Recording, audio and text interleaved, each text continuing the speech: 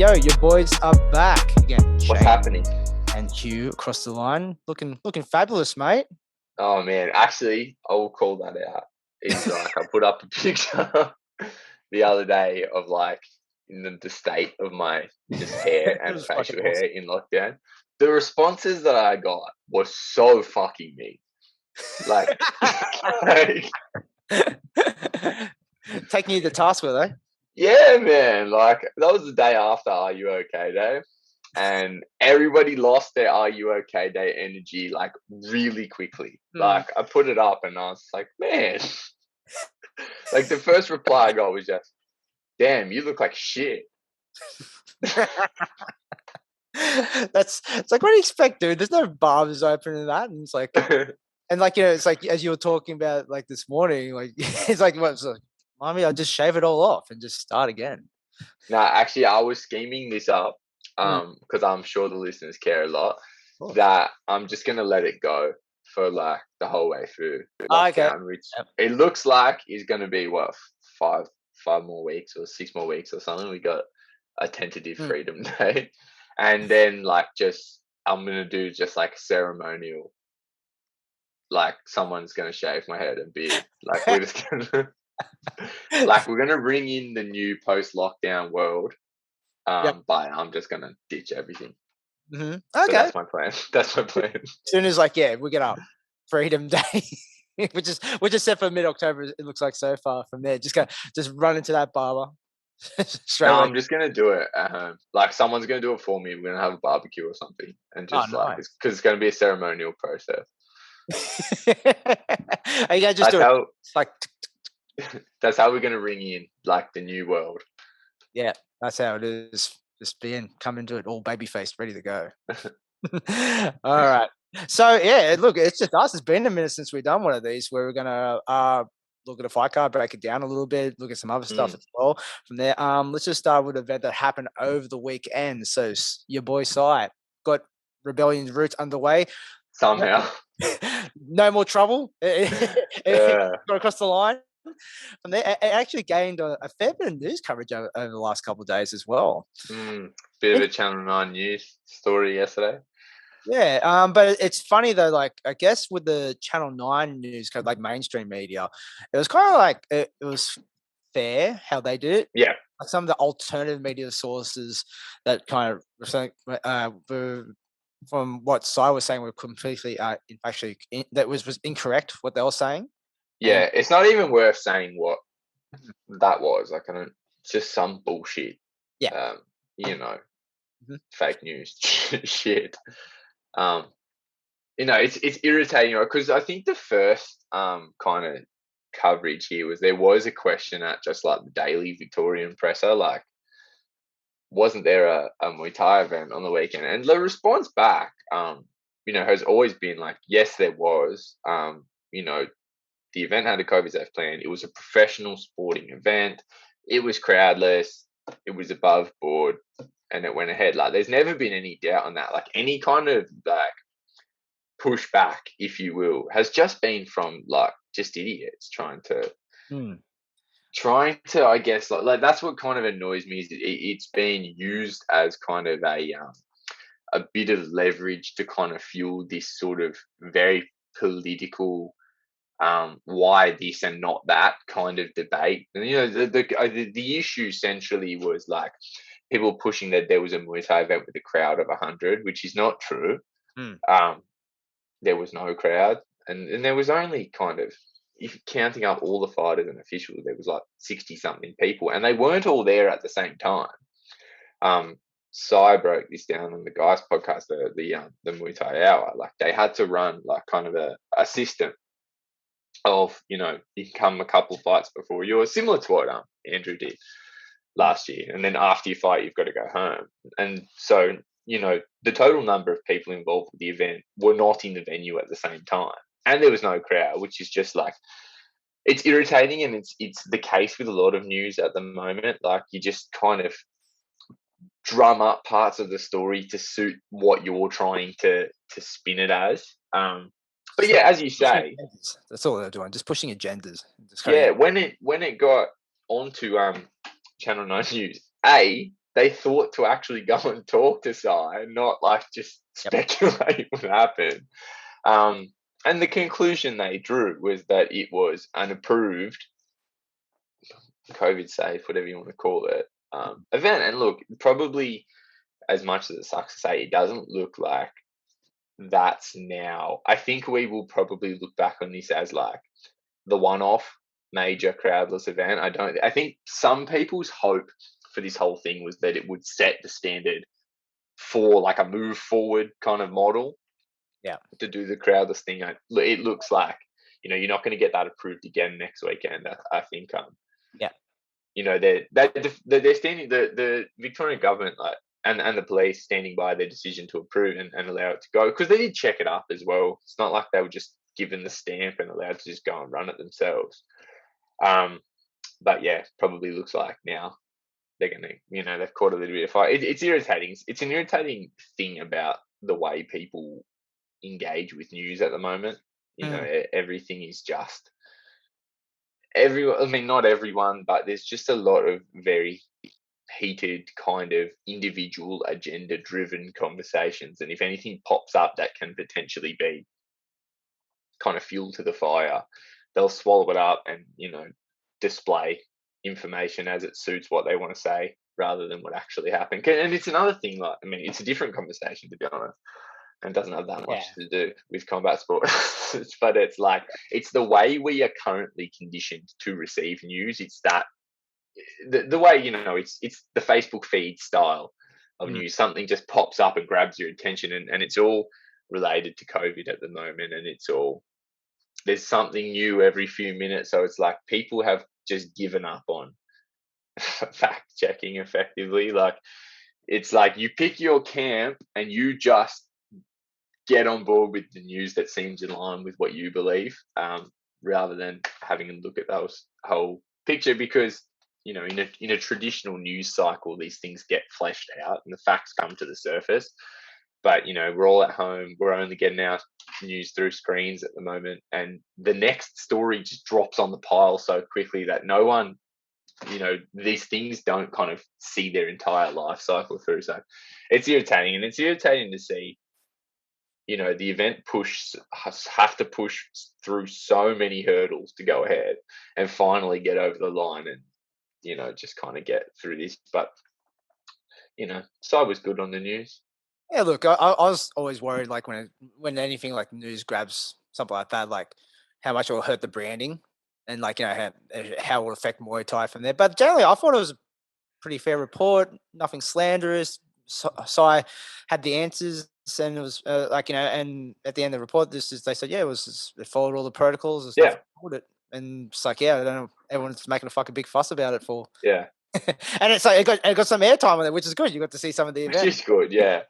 Yeah, no, I mean, like, we know why people chose to bring this up. I'm not gonna, let's not unpack the reasoning for or even who was saying it, but the irritating thing I see in like kind of response is like, well, guess the government make money from, I can't even really use the example I'm trying to use without bringing up kind of what the discussion was. I guess the government are happy to make money off fire shows.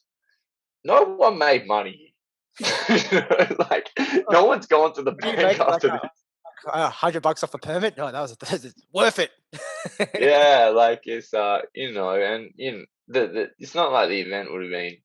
This was an event for Muay Thai, not for anything else, right? Like, you ditch the whole crowd, you ditch the actual revenue generating elements of the show.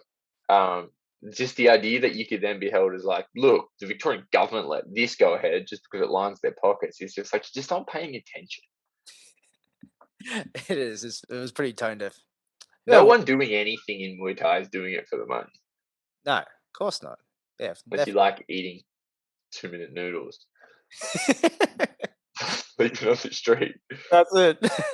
Nothing wrong with that. All right, but let's get to the event itself from there. So we've got a cross line. So the main event was River Daz, who's been off the scene for a little while now. Everyone's been off the scene. Yeah, that's it. And then he was versing Alexi Petroulias. It's so. How about you set the table a little bit for the event or the main event from there, and like, you know, how this fight came about. And like because it originally wasn't the fight to be, was it? And we've been like in a holding pattern for a little while for the fights that we're looking Yeah, for. yeah. So Roots. When was this first gonna happen? I don't even remember. A Like, long fucking time ago now. Yeah. I'm at that point where I look at the calendar and I'm like, it's not September. But yeah. Yeah. And as it was named, No More Trouble was supposed to kind of be Rebellion's comeback, from lockdown. Spoiler, there was some trouble. I Um, called it. and there's just been so many like different incarnations of this card, like different lineups, different, because it fell apart once and different fights couldn't be put together and calling in replacements. And then the date got pushed back like 4 times or something in the end. But the original main event was to be River Daz versus Palanchok PTJ. I think that was the original. I don't know. There could have been I'm 7 pretty sure it was before that. original because that was That's the the first oldest one I remember. Alan Chuck was it's like he was meant to cut down to his like he's meant to be fight weight. He's never really Yeah. cut like all the way he's been in Australian soil. Yeah, yeah. It was a good fight. I liked this fight because it was very much a homecoming for River Daz. We've spoken to River before. We love River. He's very popular in Victoria. He built his name in the Rebellion shows. Had just a really good. He's undefeated. He's got a wicked record. Yeah. Undefeated and oftentimes untouchable. Was coming back from a stint in Glory over a couple of years where he was extremely successful. Glory, what do they call that tournament? Glory Asian tournament champion or something. He won a tournament trophy. Yeah, I can't in remember. Glory. Yeah, did well over there. So it was quite exciting to see River coming back to Muay Thai, coming back to Victoria, and then obviously the fights had to be kind of chopped and changed. In the end, this was a crowdless and Victoria only event. So what we ended up with after a bit of shuffling around was actually a really interesting fight with another Victorian superstar in Alexi Petroulias. So this was an interesting fight for a number of reasons because it was one of those ones like where kind of it was circumstance driven. Like I don't think you're really going to see that fight as a first choice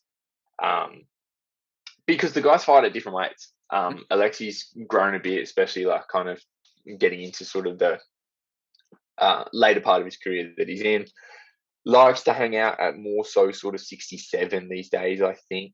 I think we've seen him as heavy as 69. I think he might have fought Willie Whipple at 69 kilos. So fights at that. What's that? Was it the other Alex or Alexi? Didn't he fight him? Oski? Did they fight before? Actually. Might have been way back. I'm not sure. But yeah, he has been fighting. He was a little bit lighter in kind of the early going of his career, but lately has been fighting more. So I think 67's his weight of choice. Has fights in the high 60s, whereas like River, the last time we saw him in Australia was fighting low, like about 60 kilos. Like I think his Australian title was or state title was like 61. Like that was where he had a lot of his fights. He's gotten bigger. Was fighting at 65 kilos in Glory when he did the tournaments. But so this was a bit of a meet in the middle. Like I felt like Alexi cut a couple extra kilos to make it happen, and River came in a little bit heavier than he was supposed to fight. Palanchok, which would have been at 63 and a half. So it was an interesting kind of, it was a high end fight to make. It was a bit of a compromise. So it was one of those fights. It was kind of a sign of the times, I guess, but just one of those intriguing matches that you wouldn't think of as. I wouldn't think of that as a fight that would happen. I don't think of them as kind of the same size. But yeah, obviously, River being young, undefeated up and comer against sort of one of Victoria's most established and like Alexi been fighting at a high level. Like we commentated his fight with Singdam Kyautmu 9, fought Tum Sityathong a couple times. Like really top end fighter. So yeah, kind of an interesting match between the young up and comer stepping up in weight to fight, kind of a guy who like I had been on the shelf for a little while. He's transitioning to coaching and things like that now. So I think there was a little bit of uncertainty whether he was going to continue fighting. So yeah, just an interesting match for a number of reasons. Very stylistically interesting, but just situationally quite interesting to think of. Like it's not a fight you would, not a fight I would have considered as one that was going to happen in the near future. Yeah, because it's just like, two different weight classes, two different paths as well. Yeah, Careers where they're traveling from there. But it's like one of those ones, just how the situation just panned out with everything, and both boys decided just to make it happen. So Roots could have like a good main event, pretty solid main yeah, event. yeah. And I think in that kind of setting, like it was quite fitting to have this fight headlined by two real promotional standouts, guys who have made big names on the Rebellion brand. I think that's kind of what you need at the top of a show like this. Yeah, yeah, and let's talk about like how the fight actually panned out itself. Yeah, So this one over 5 rounds from there. In the end, it ended up being a split decision going River's way. That one, yeah, like at the end, Alexi wasn't very happy about the decision whatsoever. From like initially, I was like just kind of watching it, like it's like usually when I'm watching fights, I'm not in judging mode whatsoever. I just want to yeah, enjoy and watch the show. From there, it felt really close. Like going into the fifth round, I'm like the feeling itself. I was going, oh man, I guess it's swing on this last round. From there, yeah. but how did you view it yourself? Like, from when you initially watched it on the stream to now watching it a couple times later. Yeah, this was an interesting one, because like when I was watching it, I just was not paying that much. Like, no, like it's hard. I was paying attention. I was watching it, but I really, really wasn't scoring. Like I was talking in the background.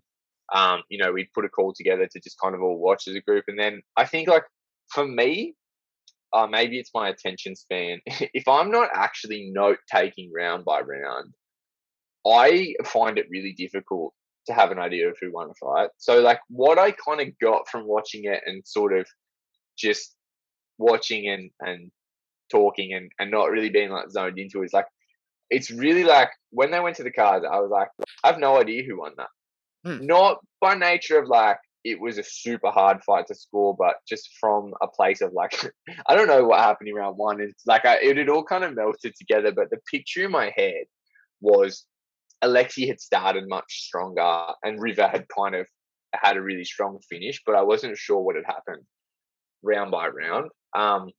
So then I kind of saw River seemed to go to the cards quite confidently. So I was watching that decision like, oh, let's see what happened there. But then afterwards, I know that I needed to get a scorecard done for this fight before the kind of conversation had kind of happened, because that's what influences bias, right? You can't listen to everyone's opinion on it and then go back and watch it because you're not watching it through your own eyes anymore. So shortly after, I went back and actually sat down and scored it with pen and paper and got my round scores. And I actually didn't think it was that close. And I thought Alexi should have got that. But actually, before we kind of get into it, I feel the biggest problem, because it was a very competitive fight, of course, right? Like, wasn't knockdowns and this kind of thing. That it was a fight you have to really look for the clean scores. I feel the biggest problem here was the inconsistency, because even at that first watch through that I kind of described, I thought Alexi had kind of the middle round, like rounds 2 and 3. I thought were just clear as day. Like you don't need to pay that much attention to see. That was my opinion. I'm not saying that's how it is, or maybe it was round 3 and 4, around that middle section. And then when I heard the scores, I could be wrong. I don't have them in front of me. I'm pretty sure one judge gave like River rounds 2 through 5, and I think whoever you sided with here, that's a problem. It's after watching it a couple of times as well, and I tried a couple of like newer kind of judging methods just then it's like, and that was terrible. It's like it made my judging worse. Yeah. But like reading, watching it through as well. But yeah, it's kind of it was kind of clear to see like this where the scores were happening, Mm. and like and usually like if you just like newer to Muay Thai and things like that as well, damage is key, and it's like good clean scores. If you get kicked across the arms, that's a good clean score. Okay, and it's also like just the power of the shots as well, and Yeah. what effect they do to them, and that's what you got to look at, especially in this type of fight. If you got this fight, like watch it again, watch it a couple of times, and just try and make those differentials of like the power of like who was doing the better work, and like but yeah, like when you're hearing the judges' scorecards, they're like in the inconsistency between them, and we were talking about this before. It's like for up and coming officials, it's very confusing. Like how are we like what is right, what is wrong when we hear these type of scorecards being read out. Yeah, it's trouble because I have a contact that that prefers not to be mentioned on the podcast. That Keep you can probably keep figure breath. out. Yeah, that I ask. I just go to because I've been trying to continue to refine my ability to score. I don't pretend to be super knowledgeable at it. I'm just trying to figure it out myself. So I asked, I heard the scores, and that made me go, "What?" It didn't really like. I try not to voice a strong opinion on who won or lost a fight unless I've actually sat down and written it because you know commentary is a big factor. Yeah. Not just commentary, but outside kind of discussion and things like that. So like when I go to a fight show, like this annoys the shit out of people I watch fights with. I'll go to a fight show with someone from the gym, and I'll go, "Who won that?" And I'll go, "Mm-hmm." They'll be like, "What do you mean?" And I'll go, "I honestly have no idea." Like, and sometimes it's clear as day, and sometimes even I'll know who won and who. A lot of the time, I'll know who won or Yeah. if she won, but I won't voice an opinion on it unless I've actually scored. Probably because I see people arguing right after shows, even when you're in the corner, right? Like you go, "Okay, our boy won that," and then they lose. You go, "Oh, that's a bit confusing," but just relax on it because sometimes you go home and watch it and you're like, "Oh, actually, nah, we didn't win." So you just make a bit of a fool of Like yourself. yeah, well, Pinky did like a video just He about did. that He pretty did. recently. Yeah. That's good advice, and it's like Yeah. he said Great. from his own experience. Yeah, watch that one on Pinky's YouTube channel. Yeah, and obviously there are some times where you just like it's wrong. Like it's night and day.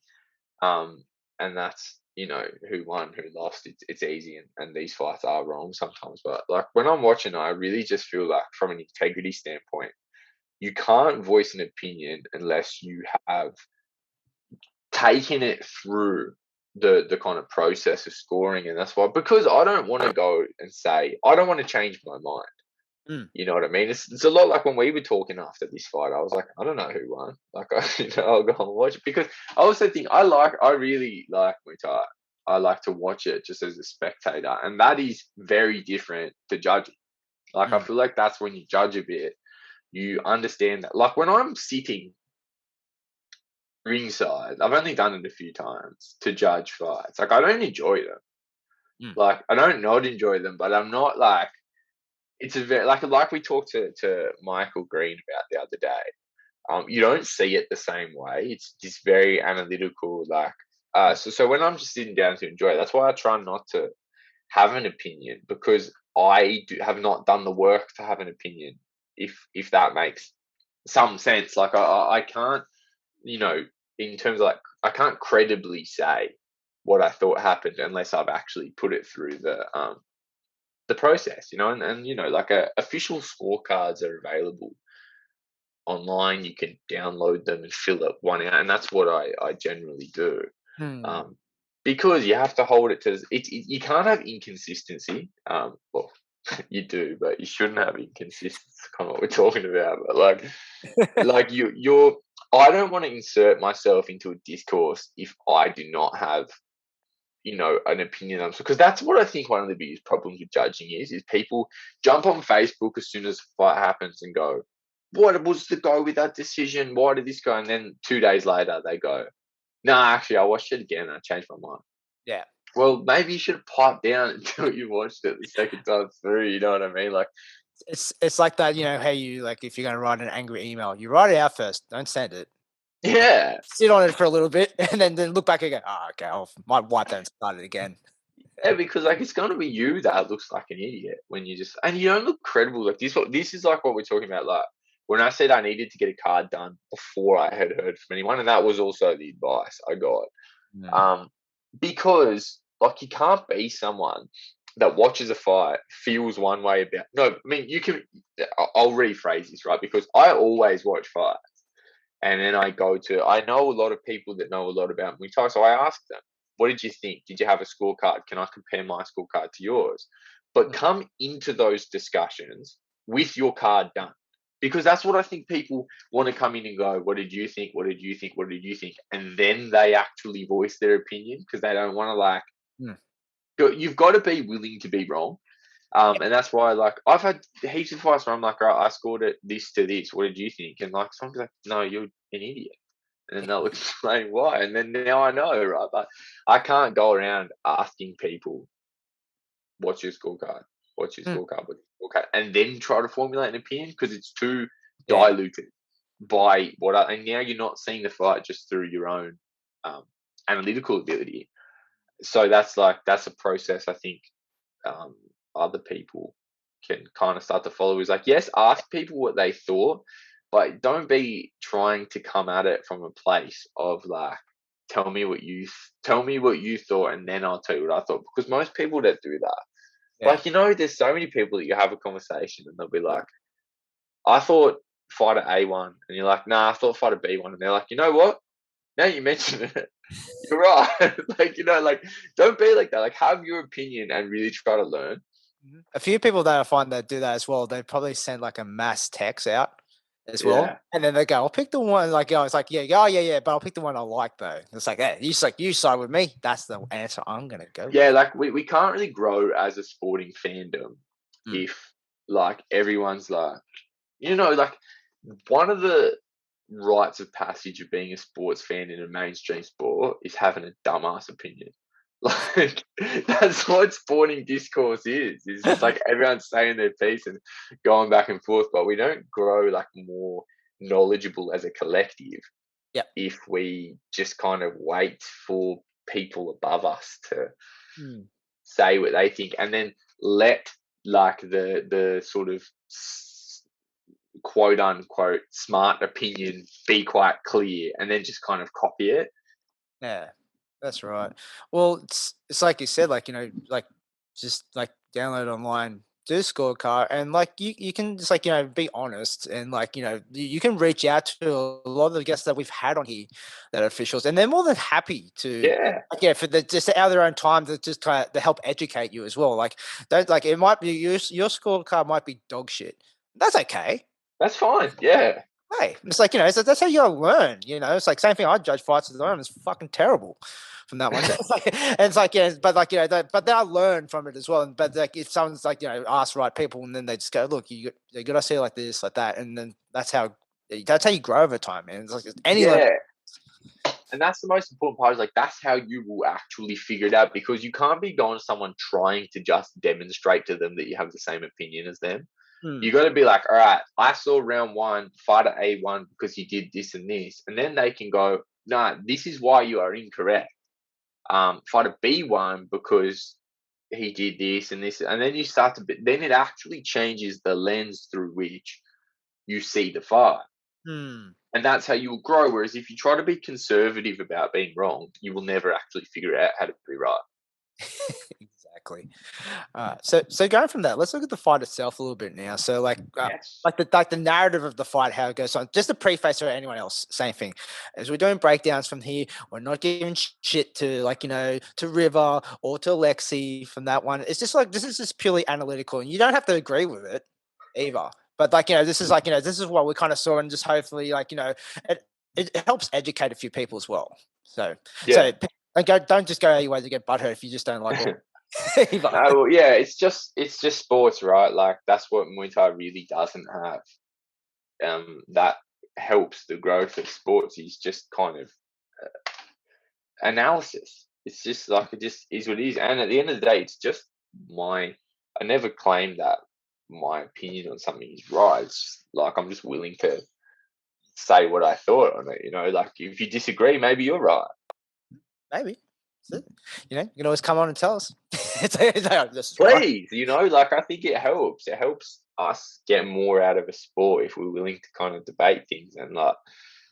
Yeah, I like this kind of thing. I like it from Muay Thai. I think Muay Thai is growing a lot, and you get more of these kind of discussions as people are starting to figure it out. It is just learning as a collective. Awesome.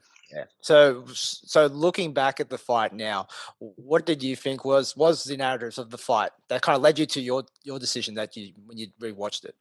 So I felt that like I think how this was worded to me that I think kind of summarized my thoughts on it was that in large part this fight was quite a low scoring affair. And that's a testament to the quality of both athletes because it's not like either guy can get away with anything for free. River is a tremendously difficult fighter to score on because he never stops moving. He's very light on his feet. He moves around. He strikes from unorthodox angles. He comes in and throws in a lot of volume. So it's difficult to kind of catch him and pin him in a place where you can kind of score hard on him. That being said, the size was, I felt, very visibly in Alexi's corner. I thought I thought that Alexi looked a significantly larger man on the night. Especially like when they were clinching up, you could see Yeah, that this is there. It made a big difference. larger and physically stronger, and honestly, that made quite a big difference to how I saw the score going because I felt over the course of this fight that Alexi landed with much more clean scoring power. He kicked across the body and kind of that lower part of the arm into the ribs. His left kick was really solid. And there was a cool thing about having no crowd, right, was that you could hear things land. Hmm. And I thought a lot of River's work, I thought he had done that kind of phase one. He had landed, put some leather on Alexi, but Alexi stood quite strong and was countering well with his kicks and also just I thought River in a lot of these exchanges struggled to kind of put that exclamation point on the work that he was doing. Mm. Um, and Alexi did kind of very strongly get off like kind of a series of kicks at various points of the fight that River didn't really have an answer to. Um, yeah, I guess I thought in terms of potentially scoring salvos, River got started a lot more than he finished, and that can be the issue when you're scoring is River does this blitzing kind of entry, and you've got to unpack that as you don't get like the best way I've sort of had it sort of explained to me because I think this can be a big difference in how MMA is often viewed because they're of course very different in how you kind of interpret and score them is like Muay Thai is no points for trying. Mm. Right, like in MMA, you often hear people use term, and when I say MMA, I more so mean like mainstream combat sports fandom because that's like the most viewed combat sport, right? Is that people use terms like pushing the pace Mm. and aggression. These are not scoring factors. They can be indicative of scoring factors at times. They can be the action that results in scoring factors, but that in and of itself is not what scores you points. Pushing the pace, um, backing him up, not really things that on their own, separate from damaging clean scoring blows, are going to influence the score. And there was a lot of that. River would blitz and he would put leather on Alexi, but not visibly discourage him, not really push him back, not make him uncomfortable, not render him unable to counter back. And when it came to those just simple fundamental techniques, the big kicks across the middle, the positions in the clinch and some of the knees, especially kind of that later third round, that was more so River did not quite have an answer to. He needed to get back outside, reset, and kind of have another go. I thought Alexi was doing his job, whereas River was having a little bit more trouble. That's kind of how I saw it in large part. But yeah. Mm. Well, thinking about like how the score went to River's way. Did you think some of the part would have been Alexi, like at times, like, you know, being looking a little bit more off balance than he should have been, and especially in those kind of Yeah, later rounds? yeah. Look, there was just a couple of things in this one, where I questioned the thought process behind some of the things that Alexi did later in the fight. Like, because to me, when I'm watching this, look, in the end, he wasn't. So fair play, I guess. I thought coming into the later part of this fight, Alexi had quite a comfortable lead. Okay, so if I was in his corner, and okay, two things. He's got a pretty comfortable lead. He's controlling the clinches very soundly. That's one of his parts of success, and kicking really well.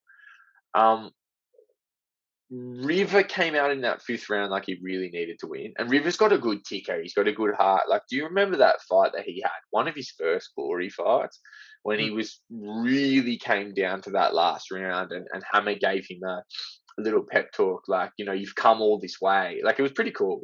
It's like, you've come all this way. Like, if you don't go out there and win this round, it was all for nothing. And he just flipped it.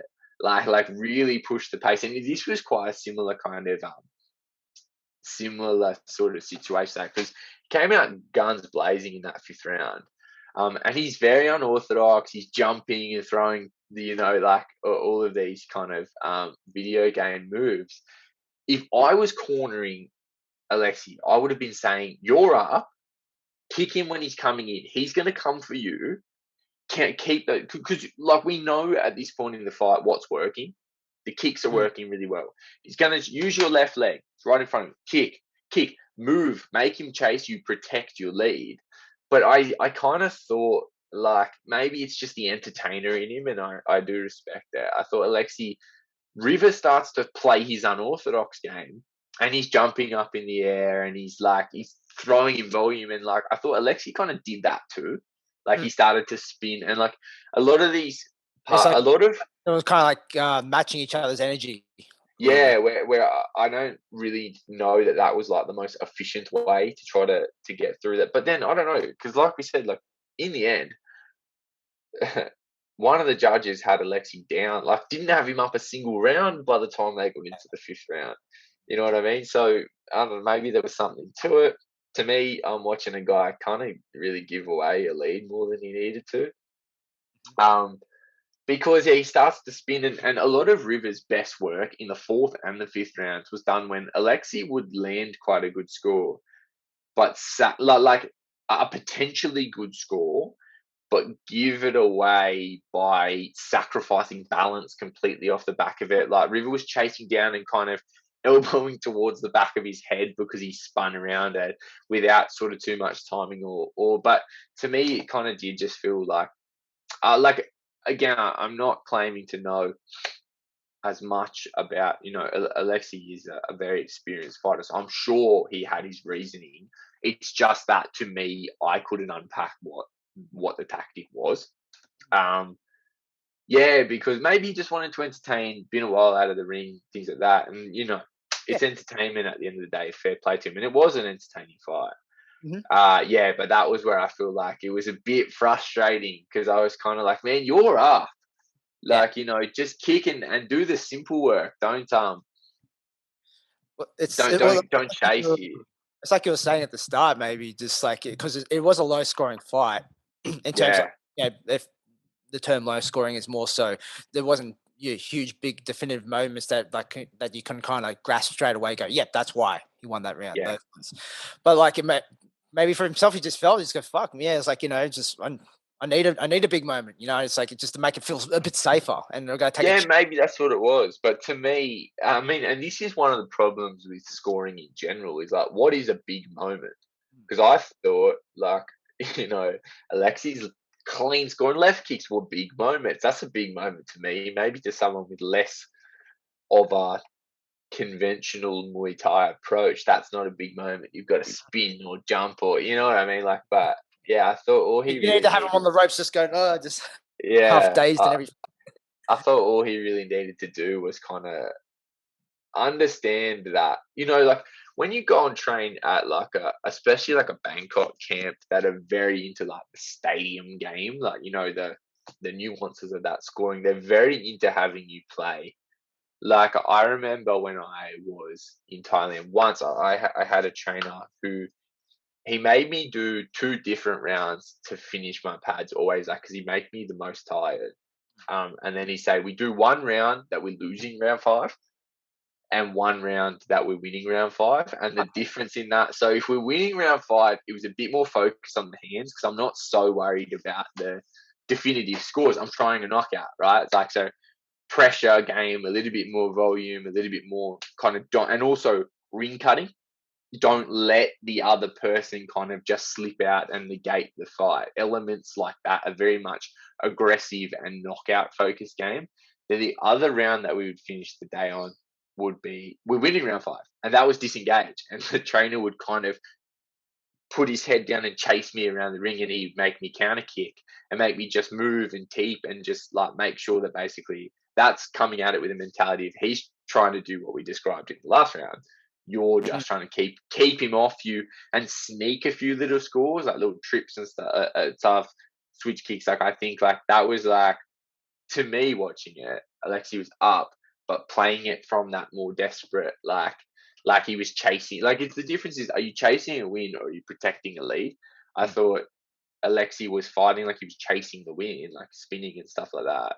But obviously, again, in the end, he wasn't even up on points. So, like, I guess you never know. Again, that's the thing. In like, I'm describing a very stadium focused type. We know we do things differently Yeah. here. Like, you're not really generally in the corner telling your guy like, do just move away this round, because like we never know here, and that's Yeah. a part of it as well. I was just using that as an example of how, like, knowing how to let the fight that's been dictate what you do in a round 5. Mm. Um, yeah, because I was really liking Alexi's work, and I thought he looked like the Alexi of old. Mm. Kind of, especially the kind of getting into the middle part of this fight, like that strong kind of that stand strong, very Thai power kicking and clinch sort of style, and then kind of just like abandoned that game. There was a bit of a lack of continuity in his approach.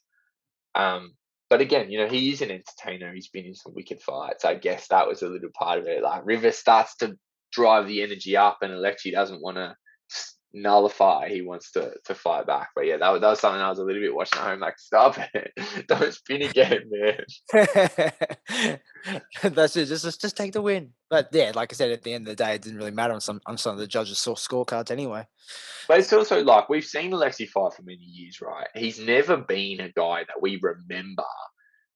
He's had his moments with the spins, like he's done some cool spinning elbows and stuff like that. But I don't remember his career as being defined by spinning, like, unorthodox techniques. I remember him as a very effective fundamentalist who with a big heart.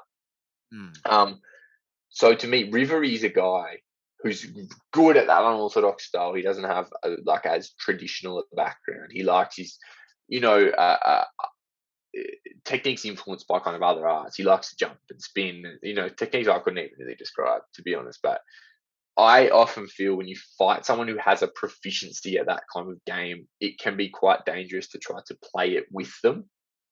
Like, Mm. that's where you double down on what you do well, Yeah. and sort of just, yeah, and it's almost like, in a way, like each is the answer to the other. Like, if someone's very unorthodox, maybe the fundamentals are what are gonna keep you sort of safe from that, and play a controlled score game. But sometimes when, the other side is very, very fundamental, you might be trying to break the rhythm with them and be unorthodox. So I feel like you're kind of fighting a losing battle when your opponent is, you know, very good at that kind of unorthodox game, and it's not really your forte, but you try to just duel them with it.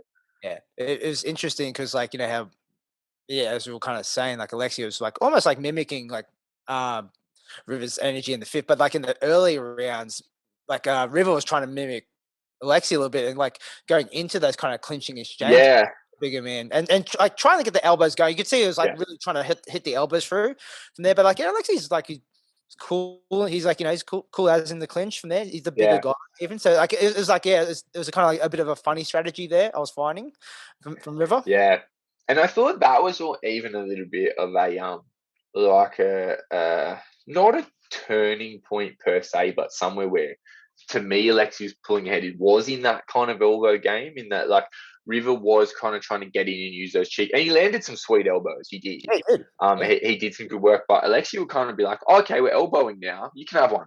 Like Yeah. he did the bigger, more definitive kind of elbows. And I thought they had some exchanges also where River would land some cool elbows, but when Alexi elbowed, he shut the exchange down with it. Which, you got to look for those difference makers, like where someone really kind of sends someone out of position, like visibly impacts their composure and their Just like, their ability to fight back, really. yeah, no, that's definitely. Yeah, so that fight happened. It was good, like, it was good for, like, in terms of like bit of an educational tool in here, breaking Yeah, it down. Yeah. Like there was also a main event there. I didn't really go back and watch it, but I just remember this. So it's, Tin Don, and yeah. on that fight there, I just remember that fight. Like, Tim looked good, but I remember there was a distinct hip toss in there. At one point, I was going, "Oh, we're doing this now." Okay, cool. Are we doing judo now? Yeah. Like, it was pretty nice. I don't know that much about judo, but Hmm. it looked cool enough. I was yeah. I could hear across the lands Hugh just go, "Oh, what's going on?" Yeah, that David Bargill, sorry if I said that name wrong. He did a bit of clinch judo. But I will say this, right? Like, if you miss weight by 1.6 kilos, Yep. you're allowed your opponent, you have allowed your opponent one rule break of their choosing. They'll I think even that's fair. Right, like if you come to the weigh-ins and you miss by a kilo and a half me, I'm like, okay, accept the fight, no problem, but I get to kick you in the nuts. True. At the very start, we At just like the very start. spread them and then and just straight up the No, groin. like at some stage in the fight, because you got to be strategic. You got to whip it out. When, like, maybe we're really close, and I just get there. I'm calling my groin shot, and the Mm. ref just has to make you stand there. Yeah. Look, it's like, it's a shame that he did mess weight because he did put a pretty good performance together. Nah, he looked good. He's got a nice style. Coming along very well. Very technical. He kicks well. Yeah, he's got a nice. He moves well. Very very light on his feet. He's got a good eye. Yeah, I like watching him work. Yeah, like he's like, he works really good in all trains. Like, but he just had that bit of style, like just drawing them in, like just inch back enough, and Good then eye. he kicks really nice. So yeah. Good backward kind of ring control. Like, knows how to, without, just in short spells, kind of make you follow him just a little bit and capitalize. I like to watch that. Scores well. He's got a good kind of understanding of where he is. Yeah, I like his style. Yeah, definitely. So that's Roots in the book from that one. It's a good show. That Liked is, it. it's like, and then hopefully, get the. Was there any inkling of a date for Rebellion to come back? Do you hear? Yeah, they've got a date on the books. They've got a date for December. So December? like a rebellion slash roots, like the full thing. So let's see what the world. I will ask you this actually, because we talked like about the fights, but what did you think of the crowdless show? Because it's happened, right? Like in MMA a lot. Like the UFC have done it really well. One championship have done it very interestingly, as we know. And like bigger combat sports, but as far as local Muay Thai, I think this was the first crowdless uh, show. yeah, like totally crowdless. Totally crowded. Yeah, I think this was the first. Yeah, yeah, For like first major one, like I think a lot yeah, of mate. people streamed it. A lot of people streamed it because you could see the live. I mean, it kind of tells you like how small our sport is. That like you get the whole community involved and like 1,000 people by the stream. But like, what did you think of the vibe watching it? How they had put it together? Because I I think. know Rebellion as a show, it's so Hmm, good at that branding and that kind of aesthetic. yeah, it's, How did you it's feel building with? it's like, it's building. They create a good atmosphere. Mm, And like, having been to a couple of their shows, like it's awesome. I love watching them live. They're me great. too. From that one, it's the crowdless show. Didn't mind it. I guess I'm more conditioned to it now because you watch. UFC and you watch like yeah, one and that, it's already kind of like it's kind of yeah conditioned you to kind of have that feel of it. Yeah. The fights themselves were still crackers. It didn't seem like it affected their energy too much in terms No, of like I building up. think Maybe the main event might have been different if like say like we talked to Rib before, like how much he loves fighting in front of you his are family. correct. And he said that after the fight. I don't know if you watched the interviews. He very I much said, echoed that sentiment that he said to us. He was like, I had to turn it on. He basically said something. I'm not speaking verbatim, so sorry if I misquote you, River. He basically said like, he really figured it out in the fifth round, like, and kind of got it going in the fifth round. And he said, like, if the crowd was here, it wouldn't have taken me to the fifth round to do that. And I can see that, yeah, because his energy changed a lot in that fifth round. And yeah, he does. He brings the big crowd with him, yep. and he really kind of vibes off that energy. So yeah, that's an interesting point. I think mentally it would have been something to overcome for him. Yeah, definitely. Like, I guess going forward, like, a lot of people will say, "Oh, this is how we're going to do it now from this." I don't know. Is it viable really? Because, like, it's like, Uh, tickets it counts, man. People being asses in the seat counts a lot. Like, and it's like, yeah, you yeah, buy virtual tickets, but there's nothing stopping people getting together and then watching it off one ticket either. And that's like, and if you want these big names, you want to pay them, you want to pay them right. It yeah, makes it too hard. yeah. It's a couple of things, right? Because at the moment we're not supposed to go to each other's houses, so you will get individual streams. But because this whole kind of thing, like, I don't think Muay Thai has ever really kind of captured that live stream sort of market in a way where it's a difference maker in terms of revenue. So, like like you said, it's when the stream costs. Some of the more expensive streams are like $40, $30, something like that. When that's around about half the price of most tickets. When you've got five people who can all get together and watch one $30 stream, it's not making a huge difference to your show's ability to make revenue, right? So yeah, it's not. It's interesting because people talk about how, like, is this going to really kind of kickstart the digital offering for not kickstart is the wrong term, because of course live streams are well established, but they're just they're more of a nice to have. Yes. It's still a sport that is built off of live crowds. Yeah, so I think, It's like, like I don't know. like any sport really. Like, Yeah, it's like it's always better to be live. And it's like, yeah, and streaming for especially where we're at, it's just a cherry on top.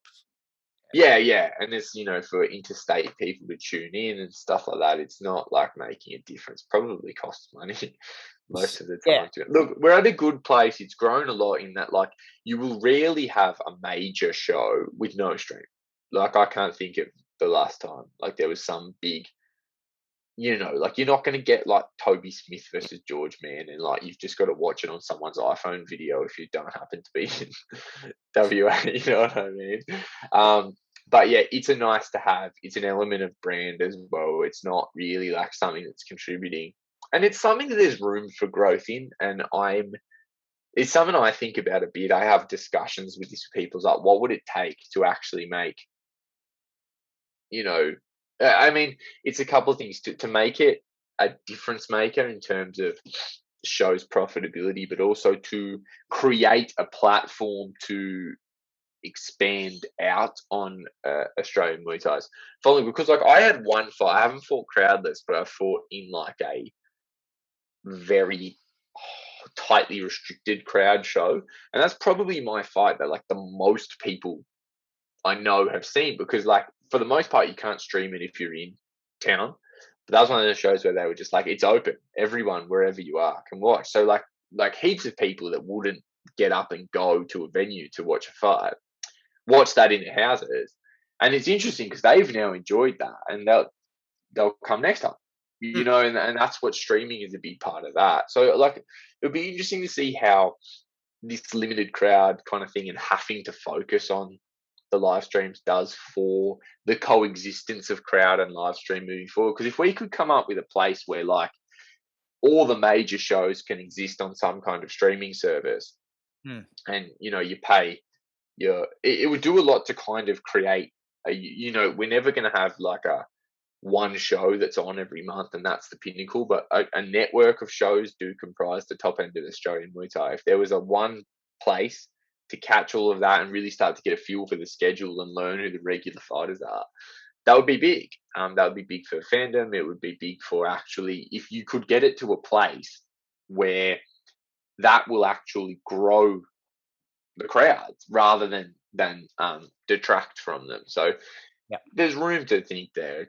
We're still a very niche sport, but I think that kind of thing is growing. Yeah, I think the potential's there. It's like you said, like if you see the main model for combat sports you're looking at is UFC because it's just grown so much. But Yeah, how good they are just make you care about these people they're fighting. You see, fucking Jorge Masvidal, but a couple of years back, and he just built himself, and then other yeah, fighters decided to put forward and build, and that's the same thing that you need for combat sports. Right? You need to build a few people, get it out there, get people caring about oh, I want to see this guy fight.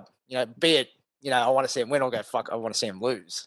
yeah. And the things like barriers to entries, like people don't know where to. I remember when I was getting into Muay Thai, I was just like, I have no idea where to watch it. Mm, Like, and that was kind of the problem is that, and that you could chase down the stream for this one show, but you've got to go and find it. It's not yeah, like it would be interesting to see if we could have like a digital Muay Thai channel that connected a few of the bigger shows yeah. in a somewhat affordable way, because then the ability to generate bolster content and things like that becomes a bit easier then as well. Which that's what helps characters and stories grow the sport. So yeah, Like look, it's they a could lot of food. archive all the shows together as well.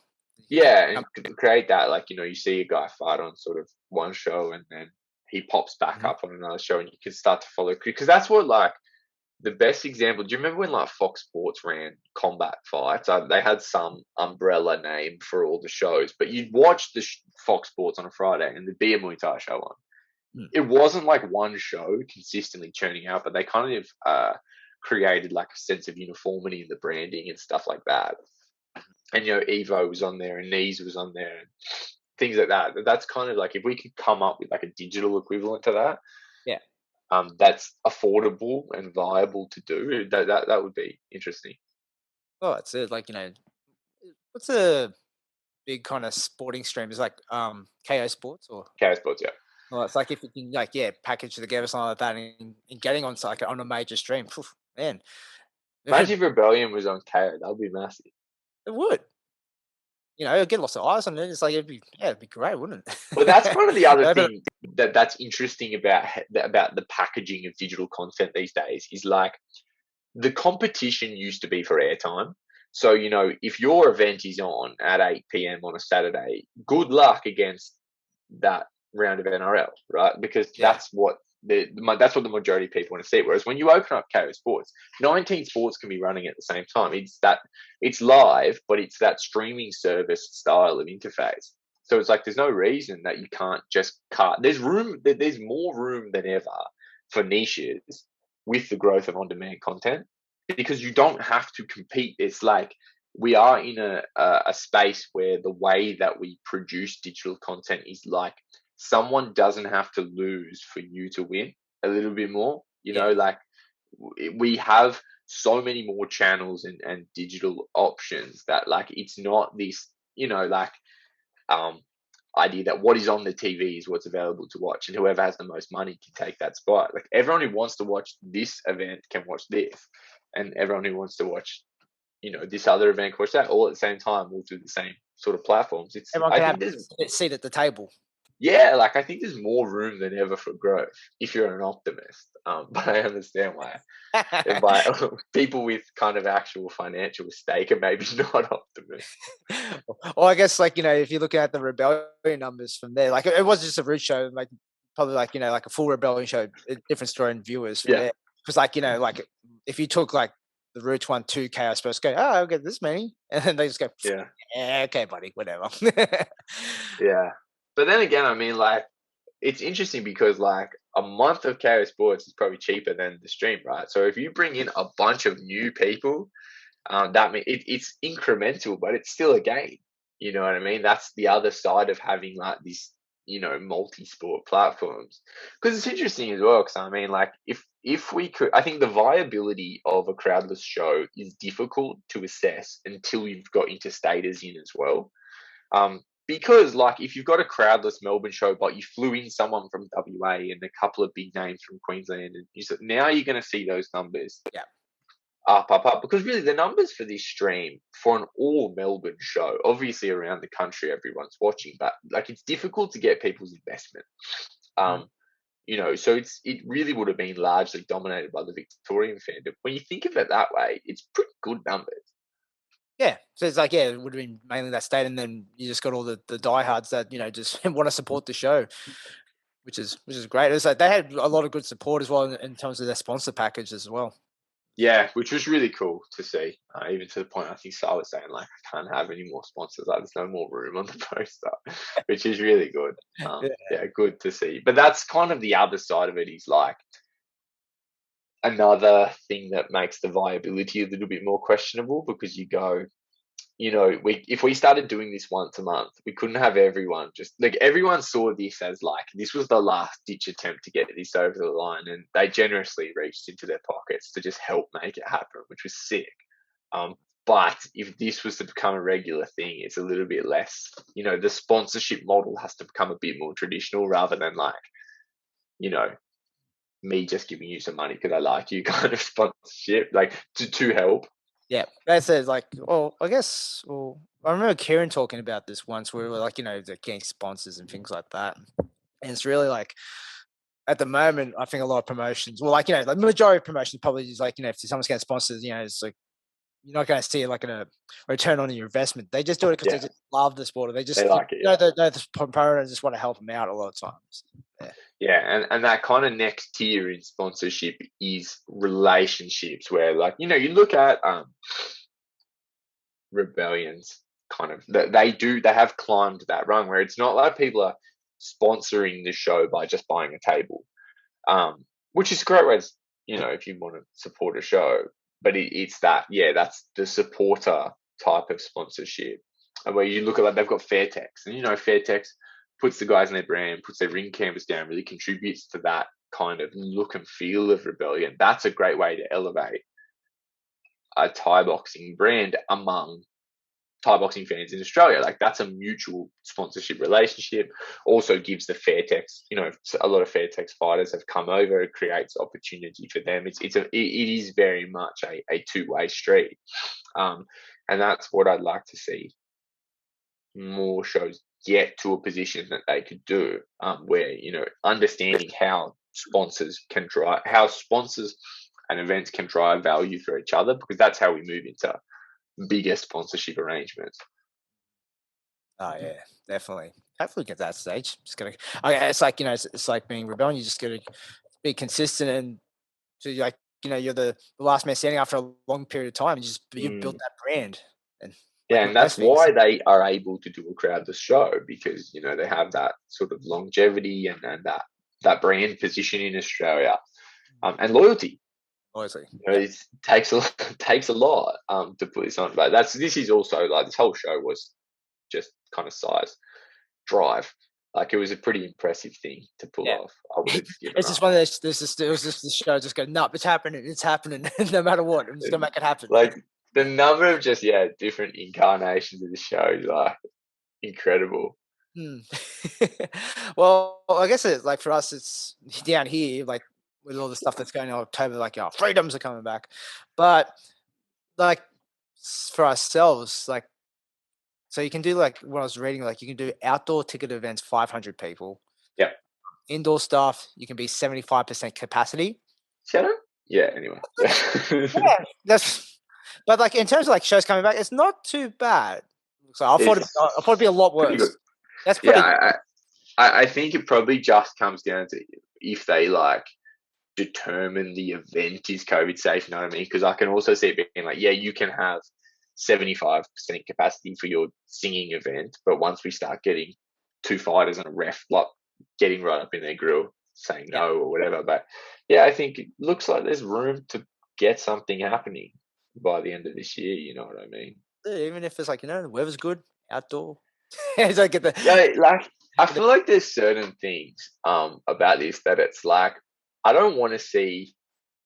Like I've heard and been involved in discussions of all these weird different things to make events happen. Like there are certain things that I want to see happen before this is over, like before this is a memory. Like I remember when we thought we were at the end of this, when we went to Andy's kind of COVID safe show. It was limited crowd. They had to get everyone out every 2 fights. I was just a commentator, like just sitting up there by myself. It was like there was this feeling of like this will be like a cool memory someday of like how we just, like everyone had to wear a mask, and it's kind of depressing to think about now because then we felt like it was our last step out back to normal, and there is like this element of like I want to see an outdoor event. You know what I mean? Like, yeah. I want to see it happen and just kind of like see how it works because maybe we do it and we're like, this is sick. Like in any time of like where we've really got to pivot like this, like ideas stick around. Like being forced to try something new can introduce new ways of doing things that hang on. And like so, let's have a look and like Andy and I were cooking up something for the ill-fated Siam event that got cancelled the night before. Like we were cooking up something pretty cool to make that fun and do something different. And we've I don't know. I definitely held on to my ideas or they weren't even really my ideas, like Andy's ideas. I'd love to be able to deliver on some of those if we get the chance. Obviously, I'd rather the shows just get back to normal, but there are elements of it where I'm like, I wanted to see what that was going to look like, So it's like because like when's the chance going to be able to do those ideas? Yeah, and maybe it just kicks off like because I won't say too much. Andy, we chatted right before the show that was supposed to happen, and he came up with like, what if we did this and this? Like the show's not going to have a crowd. Can we do this? And I was like, honestly, I think that'll be sick for a normal show. It's just like being pushed to try something new can introduce and yeah, I'm interested to kind of. I never forgot. So it's like honestly, it's never forget. Oh, yeah, and then like you have all this time. And I've just been still cooking it up in my head what it was going to look like, So let's see. See what. It was like I think like the big like motive speech for everyone coming back is like really if you're looking to do something, you do it now. It's like when you have a chance to do it again. So if you're gonna do it, just fucking do it. Okay. For real. And we're at this point again where like I start to miss it so much that like I don't even care if I get to fight. I was lucky. I had 2 good fights this year. I enjoyed this year. You got the work done. Yeah, I got a good, 2 good matches, 2 sick fights actually. Got it all. I got a win, got a loss, like I've had everything. Like I'd love to fight again this year. But when it comes down to it, I don't mind if it's me. I just want it to happen. Like I'll be there. And I always say this to whoever's putting the show on. Put me in the ring. I'll fight on your show. I'll be the main event of your show if you want. I'll be the first fight on your show if you want. I'll just be at the door stamping the tickets if you want. I'll set up the chairs if you want. I'll do whatever. You know what I mean? Like it doesn't matter. Let's just do it. Just tell me what you need me to do, and we'll do it. In the ring, out the ring, on the microphone. Yeah, like I just want to be a part of it again. That's what like I remember. I really enjoyed that South Sydney. Yeah. Look, the whole calendar's melted together. I don't know what it was, but I was just like, look, it's cool. I get to be a part of bringing this back to people, and like I was so excited that day. I feel like there was just a really good energy about it, even with the lack of people. And it was the same thing with Roots. I was excited to watch the Roots show.